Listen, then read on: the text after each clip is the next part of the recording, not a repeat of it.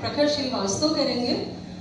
प्रखर श्रीवास्तव मीडिया के स्टूडेंट हैं, उन्होंने पीजी जर्नलिज्म में किया है और पीएचडी करने जा रहे हैं।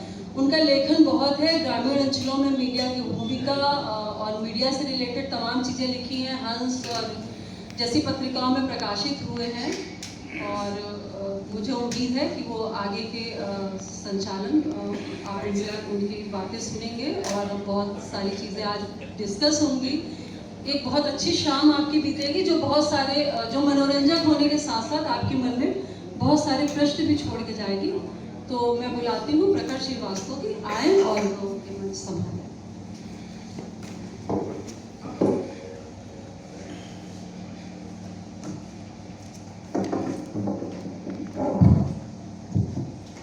शुक्रिया अनीता जी, मेरे परिचय के लिए भी और इस स्वागत के तमाम शानदार शब्दों के लिए भी। अगले बीतने वाले 60 से 90 मिनट यानी 1 से 1.5 घंटा बेहद ही दिलचस्प और रोचक होने वाला है, क्योंकि मैं देख पा रहा हूँ कि यहाँ पर जो है गिरिराज जी के वरिष्ठ और घनिष्ठ सहयोगियों में से एक आकार पत्रिका को आकार देने वाले प्रियंवद जी मौजूद हैं। KLF कानपुर लिटरेचर फेस्टिवल के माध्यम से कानपुर की साहित्यिक सेवा करने वाले गांधीवादी विचारक डॉक्टर आलोक वाजपेयी जी, उनकी पत्नी डॉक्टर अंजलि जी मौजूद हैं। खान अहमद फारूकी साहब और गणेश शंकर विद्यार्थी के जेल जीवन को सिलेबस में शामिल कराने वाले प्रोफेसर राकेश शुक्ल जी भी उपस्थित हैं।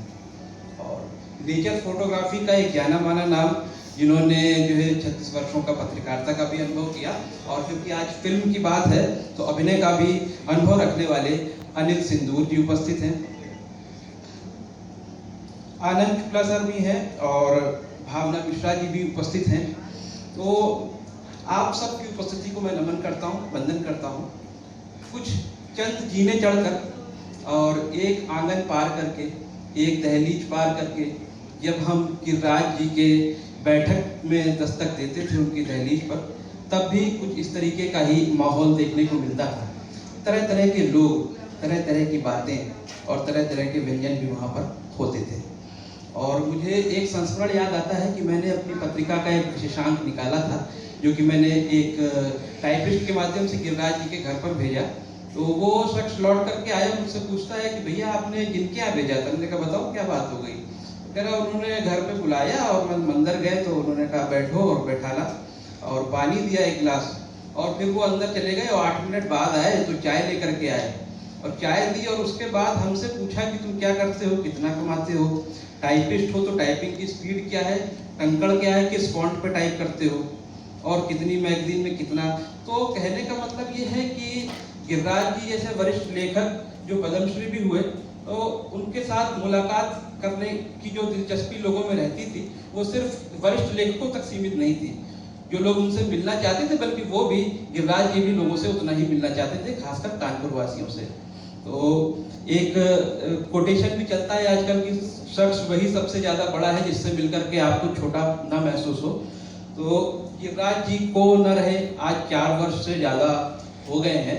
गिरिराज जी हम सबके बीच में नहीं हैं, लेकिन हम सब उनके चाहने वाले, उनको पढ़ने वाले, उनको मानने वाले, उनको सुनने वाले एकजुट हैं, एकत्रित हैं। तो उसके पीछे तमाम कारणों में से एक बड़ा कारण जो मैं देख पाता हूँ वो उनकी सुपुत्री शिवा सिंह है। मेरे मन में एक दर्द भी है दोस्तों कि कानपुर में तमाम साहित्यिक शख्सियतें रहीं, तमाम क्रांतिकारी धरोहरें रहीं, लेकिन उनके वंशजों ने अपने पूर्वजों का जो अमानत है उसको न सहेजा, न सुरक्षित किया, न हमारी अगली पीढ़ी के लिए संप्रेषित किया। ऐसे में मैं रेखांकित करके ये कहना चाहता हूँ कि गिरिराज जी का जो लेखन था वो वैश्विक पटल पर जाना जाता था, पहचाना जाता था, प्रख्यात था। उसके बावजूद भी उनकी पुत्री शिवा सिंह द्वारा जो है कभी फिल्म के माध्यम से, कभी गोष्ठी के माध्यम से, कभी किसी कहानी के माध्यम से, कभी अनुष्टुप संस्था के कार्यक्रमों के माध्यम से जो कोशिश की जाती है वो काबिले तारीफ है। शिवा जी के निमंत्रण पर आप सब यहाँ पर आए हैं। कार्यक्रम की रूपरेखा हम लोगों ने बनाई और ये रेखा चित्र जो इस महफिल में आप देख पा रहे हैं वो आप सबके सामने है। और इसी के साथ मैं ये भी बता दूं इस रेखा चित्र के साथ उनकी एक बड़ी काबिलियत ये भी है कि रेखा चित्र जो स्केच होता है उसमें उनकी बेहद दक्षता है, जिसकी एक झलक अभी कुछ ही मिनटों में आपको यहाँ पे देखने को भी मिलेगी। तो मैं जरूर चाहूँगा कि शिवा सिंह जी के लिए एक प्रोत्साहन भरी तालियां आप बजाएं, ताकि अगले कार्यक्रमों के लिए उनको ऊर्जा प्राप्त हो सके, उनको ताकत मिल सके कि ऐसे ही साहित्यिक कार्यक्रम वो करा सके। इसी समय मैं ये भी चाहूँगा कि इस समय सईद नकवी साहब हमारे सामने मौजूद हैं, अभी अभी आए हैं इसी कार्यक्रम से, और हसरत मोहानी को शहर में जिंदा रखने की कोशिश करने वाले ये एक ऐसे इकलौते अधिवक्ता हैं जो कि जितना सक्रिय रहते हैं उससे ही अधिक सक्रिय इनकी हमसफर जो है वो भी रहती हैं सामाजिक तौर पर। खैर, हम आगे बढ़ते हैं। हम आज इस कार्यक्रम में गिरिराज किशोर जी को याद करने के लिए यहाँ मौजूद नहीं है, न ही उनके व्यक्तित्व और कृतित्व पर चर्चा करेंगे। हम आज बात करेंगे उनकी तमाम कहानियों में से एक कहानी पांचवा पराठा, जिसकी फिल्म आप सब आज देखेंगे, आप सबके समझ आज प्रस्तुत होगी। और मेरे लिए और आप सबके लिए बड़ी गौरव की बात है कि इस फिल्म के पटकथा लेखक असगर वजाहत साहब हमारे बीच में हैं। आप जाने माने लेखक हैं, आपने कहानी, नाटक, उपन्यास, यात्रा वृत्तांत, फिल्म तथा चित्रकला आदि विभिन्न क्षेत्रों में महत्वपूर्ण रचनात्मक योगदान दिया है। आप दिल्ली में जामिया मिलिया इस्लामिया में हिंदी विभाग के अध्यक्ष भी रह चुके हैं। असगर वजाहत जी का जो पहला नाटक था वो फिरंगी लौटाए 1857 की पृष्ठभूमि पर जो है आधारित था। असगर वजाहत साहब ने आपातकाल के दौरान एक फरमान नामक नाटक लिखा जो टेलीप्ले के रूप में जो है प्ले किया गया था। आपने सर बीबीसी के लिए भी एक वेब पत्रिका का संपादन किया, और 2007 के दरमियान जो है सुप्रसिद्ध हिंदी पत्रिका हंस के एक बड़ा विशेषांक बहुत अच्छा निकला था, भारतीय मुसलमान वर्तमान और भविष्य, उसका भी संपादन आपके माध्यम से हुआ। और मैं आप सबको सूचना देता चलूं कि आमिर खान प्रोडक्शन से उनके नाटक जिस लौहा में देखा उस पर एक फिल्म लाहौर 1947 जल्द ही आने वाली है। मैं चाहूँगा कि वक्त की इस घड़ी में पारंपरिक सम्मान की परंपरा को गति देते हुए शिवा सिंह जी आए और असगर वजाहत साहब का सम्मान करें।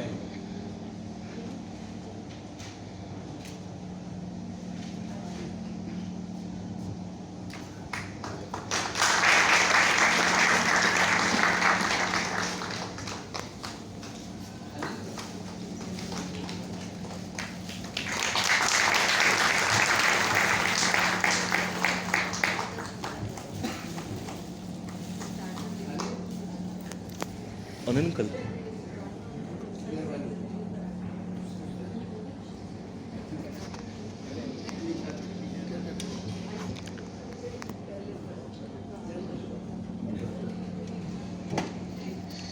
सम्मान की परंपरा को आगे बढ़ाते हुए मैं चाहूंगा कि पिछले 20 वर्षों से फिल्म और मीडिया क्षेत्र में सक्रिय ईटीवी उर्दू के असिस्टेंट डायरेक्टर के तौर पर अपने करियर की शुरुआत करने वाले, 3 वर्षों तक ईटीवी उत्तर प्रदेश लखनऊ में कार्यक्रम निदेशक रहे और 10 वर्षों तक नेशनल फिल्म डेवलपमेंट कॉर्पोरेशन के लिए एसोसिएट डायरेक्टर और लेखक के तौर पर सेवा देने वाले इस फिल्म पांचवा पराठा के निदेशक संजय गुप्ता जी भी हमारे साथ मौजूद हैं। उनका भी स्वागत व सम्मान किया जाए।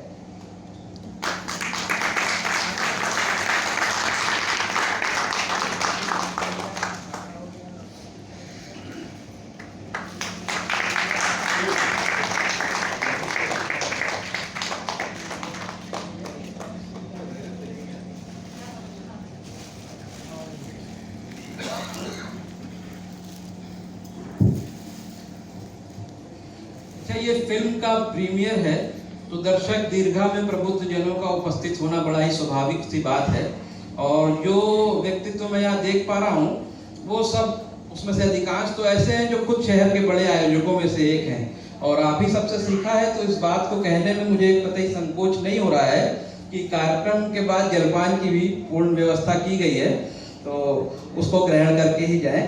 और किसी व्यक्ति ने अभी मुझसे पूछा भी कि गिरिराज जी के घर में तो तमाम तरह के लोग, तमाम तरह की बातें, तमाम तरह के व्यंजन भी होते थे, और ये तो पांचवा पराठा है तो खाने पीने की क्या व्यवस्था है। और जो है, पर मुझे बड़ी शंका है कि आप आज जलपान कर पाएंगे भी या नहीं, या जब आप रात को भोजन के लिए अपने टेबल पे बैठेंगे तो रोटी का निवाला जब आपके गले से नीचे उतर रहा होगा तो कहीं मन बेचैन ना हो उठे। क्योंकि ये कहानी कुछ है ही ऐसी जिसका नाम है पांचवा पराठा। सच्ची घटना पर आधारित इस फिल्म की कहानी बिट्टी और बिट्टू के उस परिवार की है जिनके बापू कानपुर की मिल बंद हो जाने के कारण बेरोजगार हुए। ये कहानी सिर्फ गिरिराज किशोर जी की नहीं है, ये कहानी है भूख की, ये कहानी है भावना की, ये कहानी है ममता की, और ये कहानी है मेहनत और मजदूरी की भी। अच्छा, जनमानस में एक आम जिज्ञासा इस बात को लेकर के थी, जो मेरे भीतर भी थी, कि फिल्म ही बनानी थी तो गिरिराज किशोर जी पर भी बनाई जा सकती थी, पहला गिरमिटिया पर भी बनाई जा सकती थी। पटकथा लेखक का ऐसा क्या आकर्षण रहा होगा इस कहानी के प्रति, जो इस कहानी को इतनी दिलचस्पी के साथ बनाया। इन तमाम जिज्ञासाओं और सवालों का दमन करने के लिए मैं आवाज़ देना चाहूँगा उस आवाज़ को जिसको सुनने के लिए आप सब बेताब हैं। और फिल्म के पटकथा लेखक असगर वजाहत जी, आपके शब्दों को अपने मन मस्तिष्क में ले जाने के लिए ये जनसमूह बेताब है, बेकरार है।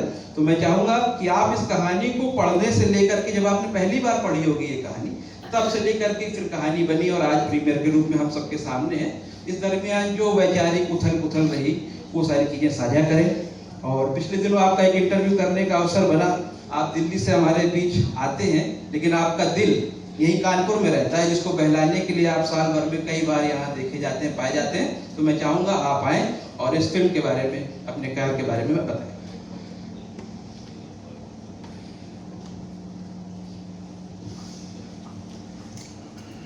बहुत बहुत धन्यवाद, बहुत आभार।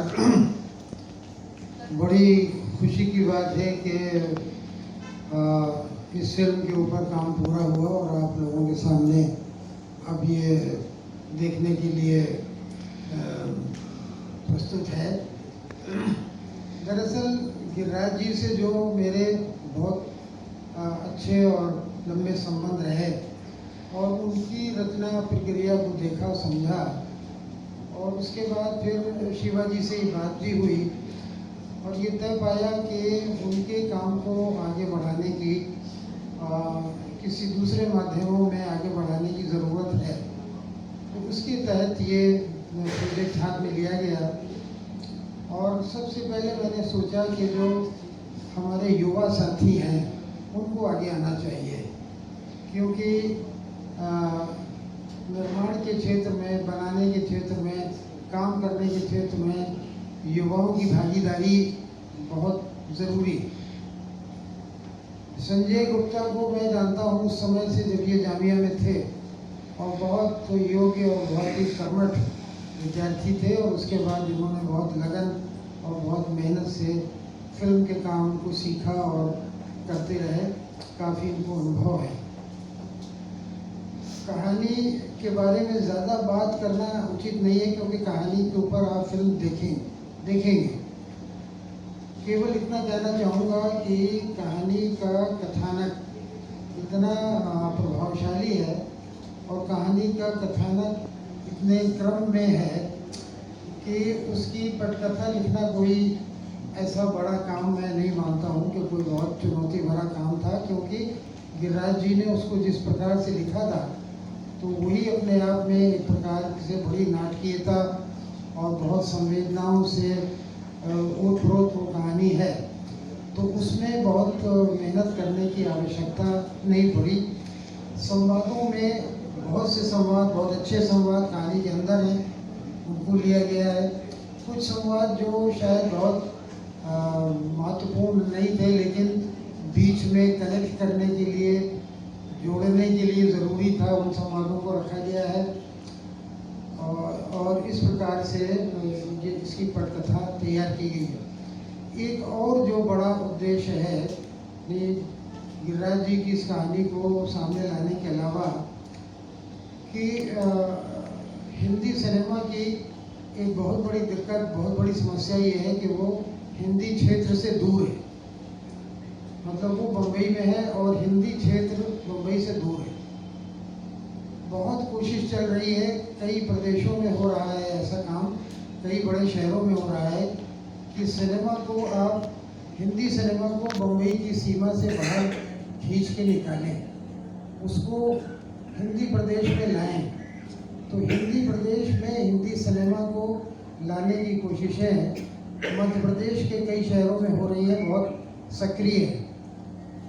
भोपाल के अलावा इंदौर में और ऐसे छोटे छोटे ग्रुप्स बन गए हैं जो हिंदी पर फिल्में बनाते हैं, हिंदी फिल्में बनाते हैं। इसी प्रकार से और दूसरे प्रांतों में भी ये हो रहा है।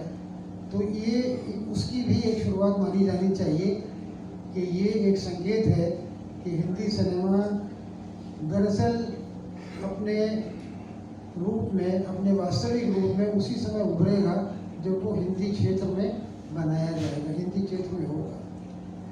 तो ये दो विचार थे जो आपके सामने मैं रखना चाहता था, और उसके बाद बातचीत फिल्म देखने के बाद जो होगी उसमें बात करेंगे। धन्यवाद।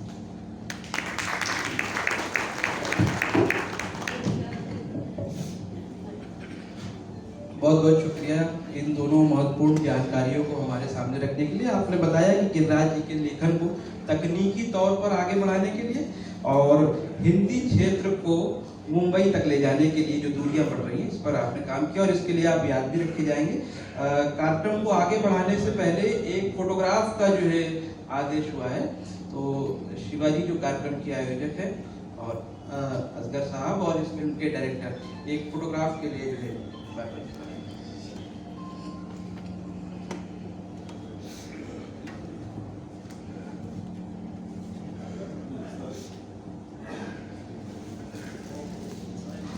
थोड़ा सा